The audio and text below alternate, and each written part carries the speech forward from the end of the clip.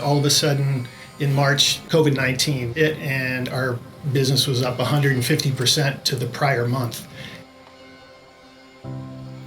All the hospitals started calling us and contractors to say we need product and we need it tomorrow. We've been scrambling to double our production within a very short period of time. Our product, temporary modular wall containment systems, get used in a couple of different ways. They create an isolation room. So the whole room goes up. We create negative air pressure within the room so that when you open the door, none of the pathogens go out or into the occupied space. We also do anti-rooms, which you can put on the front of a room, and it creates a negative airspace there so that the person who puts on and dons and dusts their uniform is able to do that before they go into the room. We're in every state in the country, Canada, Australia.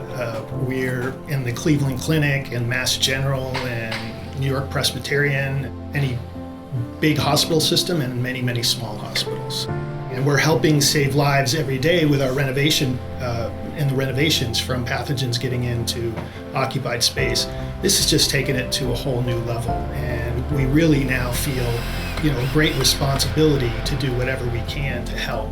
And we're thankful that we have a product that can help.